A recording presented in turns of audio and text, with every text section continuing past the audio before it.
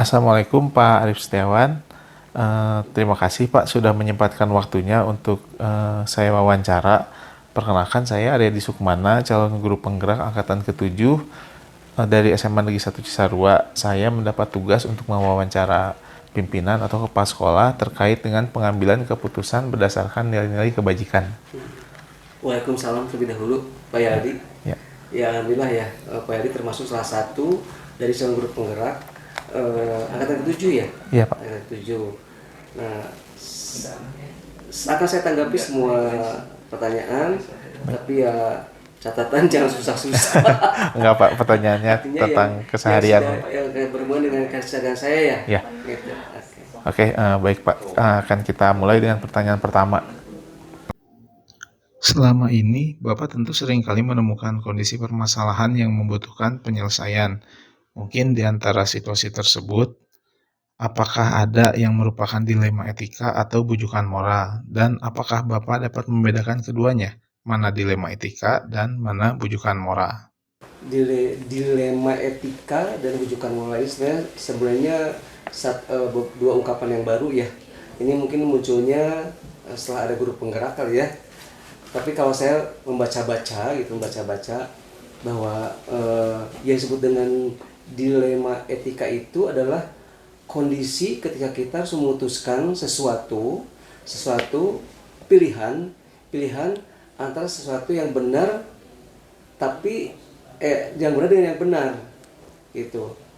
Artinya kalau kita memilih putusan ini benar dari sisi misalnya sisi aturannya benar, kalau memilih yang ini benar dari sisi kemanusiaan misalnya. Nah itu disebut dilema etika. Tapi kalau misalnya apa tadi rujukan moral itu berkaitan dengan regulasi dan aturan. Artinya ketika kita memilih putusan ada dua pilihan.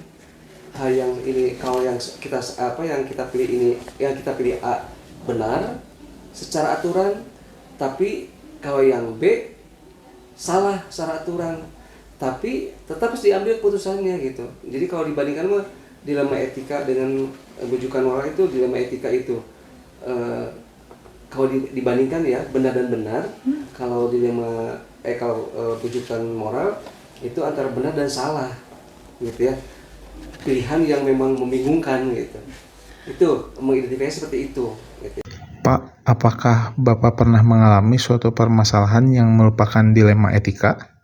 Bukan pernah lagi, itu mah memang sudah kayaknya seorang pimpinan pasti ditempeli ditempeli dengan dilema etika dan rujukan moral.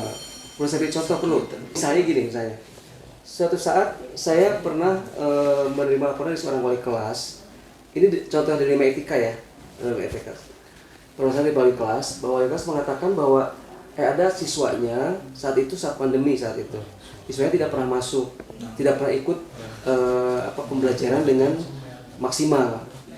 Nah, lalu ketika ditanyakan mengapa, ternyata dia itu mengikuti dia itu sudah ikut atau sudah tekan kontrak dengan salah satu rumah produksi. Nah, bahkan sampai orang tuanya pun datang dan menyampaikan itu. Di satu sisi kita tahu bahwa anak bersekolah itu untuk mencari penghidupan. Di sisi lain, anak harus mengikuti apa yang diatur oleh sekolah, yaitu mengikuti KBM dengan maksimal, gitu. Nah kan dilema. Kita mengizinkan anak, oh yaudah nggak apa-apa, nanti masa nilai kan bisa diatur misalnya. Karena ini juga sudah menemukan penghidupan lebih awal dia itu. Nah, tapi kalau kita memilih si A tidak mengikuti pembelajaran, itu menurut saya benar karena masih ada teknis lain yang untuk membayar kekurangannya itu, gitu. Dan kita mengizinkan dia mengikuti profesi itu termasuk benar juga. Karena apa? Karena tujuan sekolah penghidupan. Dia sekarang sudah menemukan penghidupan lebih awal. Salahnya itu saja sih sebetulnya. Tapi ya dengan tujuan pendidikan, tujuan pembelajaran itu sudah dianggap benar, antara benar dan benar, gitu. Benarnya tidak mengizinkan anak, tidak memperbolehkan anak tidak ikut belajar, benar karena apa? Karena masih ada cara lain untuk anak mencapai nilai yang diinginkan gitu. Pembujukan moral kadang-kadang ketika suatu saat ada kegiatan anggaplah kepanitiaan. Dalam aturan tidak boleh ada konsumsi untuk kegiatan itu. Tapi secara kemanusiaan kita tidak mungkin membiarkan orang bekerja di pagi sampai malam tanpa ada konsumsi. Nah, itu satu pilihan yang terus terang ketika kita memberikan makan pada panitia benar, tapi dalam aturan disalahkan. Itu juga menjadi permasalahan. Itu salah satu contoh ketika kita mengidentifikasi mana dilema etika, mana wujudan moral. Sepertilah contohnya seperti itu. Baik Pak, terima kasih atas contohnya. Saya jadi semakin jelas seperti apa kondisinya di sekolah. Itu setiap saat terjadi baik dilema etika. Dilema etika itu pada terjadi pada siswa saja. Kadang-kadang kepada staf juga kita bisa terjadi seperti itu gitu. Ya contohnya ada tenaga pengajar yang rumahnya jauh, lalu dengan berbagai problema kadang tidak masuk dan sebagainya, itu bisa menjadi dilema etika juga itu. Baik Pak, ketika Bapak mengalami permasalahan atau harus mengambil keputusan yang merupakan kondisi dilema etika, terutama untuk kasus-kasus seperti itu, bagaimana Bapak menjalankan pengambilan keputusannya? Ya kalau kita sebut prosedur barangkali ya. Caranya saya pertama mengidentifikasi dulu permasalahan apa ini yang sebenarnya harus kita pecahkan. Setelah itu saya mencoba mengumpulkan atau memanggil atau bertemu dengan orang-orang yang terlibat di dalamnya, gitu ya. Seperti contoh tadi siswa yang tadi, saya panggil wali kelasnya, saya panggil anaknya, saya ketemu orang tuanya, kemudian saya mencoba berbicara dengan wakasek yang berhubungan itu, misalnya wasiswaan dan kurikulum.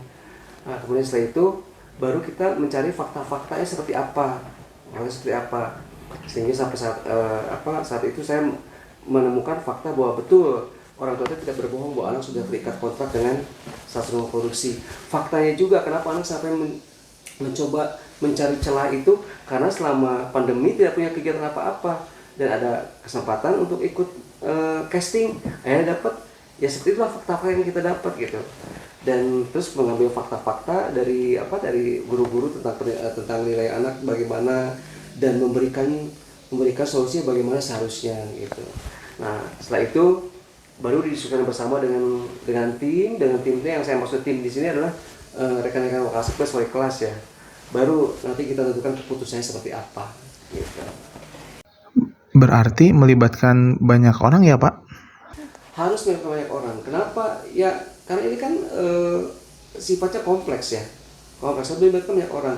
Dan kita memutuskan jangan sampai keputusan atas keinginan sendiri gitu. Karena apa? Karena kan tanggung jawab mendidik itu bukan tanggung jawab antara wali kelas dan kepala sekolah saja, tapi tanggung jawab semuanya gitu ya.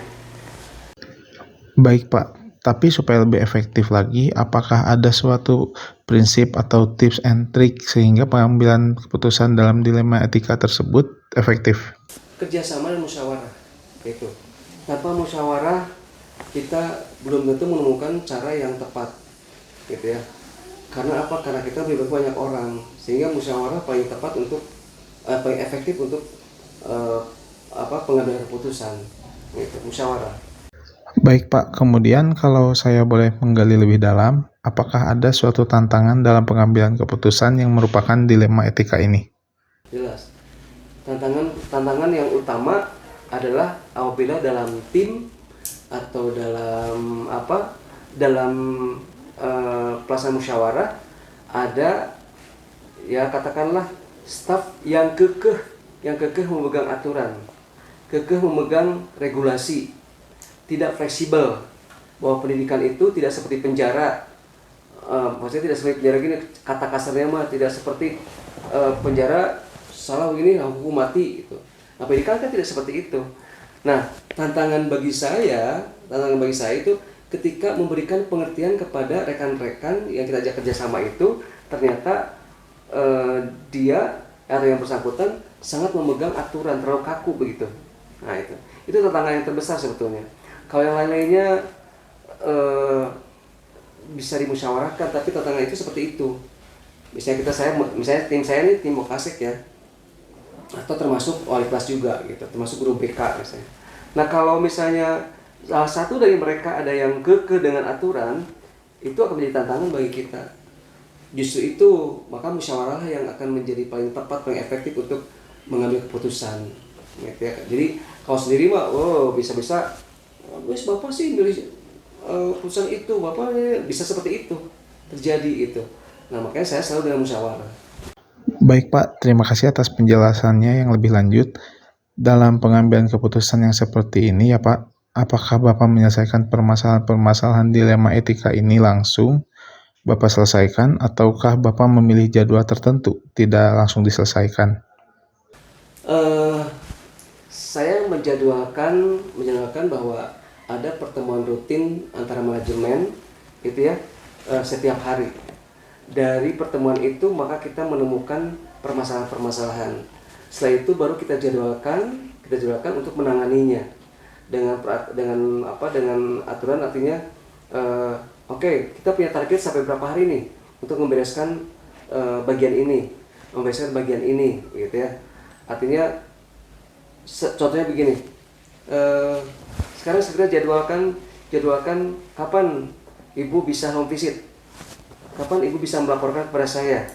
Setelah itu nanti kapan akhirnya kita menjadwalkan bersama dan akhirnya mendapatkan fakta, lalu barulah dengan kesimpulan pengambilan keputusan.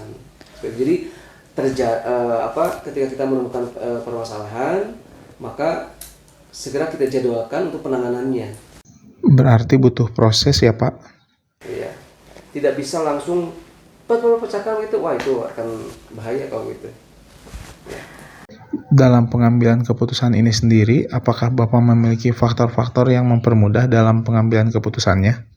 Yang mempermudah ya efisiensi waktu,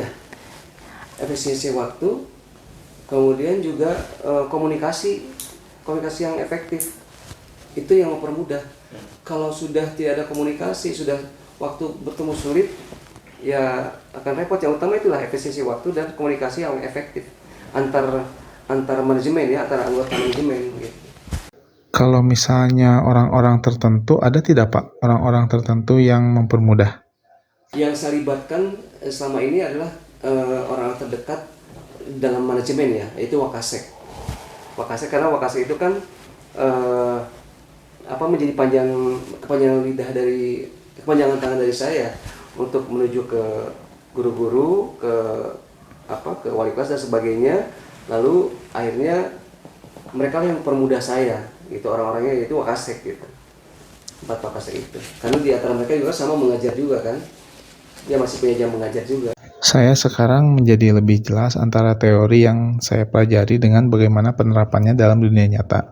Nah, Pak, dari pengalaman Bapak dalam mengambil keputusan yang mana permasalahannya adalah dilema etika, apakah ada suatu pembelajaran khusus yang Bapak petik dari pengalaman-pengalaman Bapak ini? Nilai rasa, ya, nilai rasa kemanusiaan sebagai guru, sebagai orang tua, sebagai warga masyarakat, ya, dan sebagai siswa sendiri. Jadi yang saya ambil adalah nilai rasa. Kita akan semakin peka dengan permasalahan dilema etika, kita akan semakin peka dengan kehidupan, gitu ya. Bahwa ternyata hidup itu tidak seperti membalikan tangan atau tidak seperti memilih A dan B, tidak seperti itu. Harus dengan rasa, dengan hati dan pikiran, gitu. Yang utama hikmah dari semua itu adalah nilai rasa gitu, bahwa kita sudah semakin mengerti bahwa hidup itu seperti ini gitu. Hidup itu kompleks gitu. Jadi dalam mengambil keputusan tidak bisa memberikan tangan, tapi melalui proses gitu.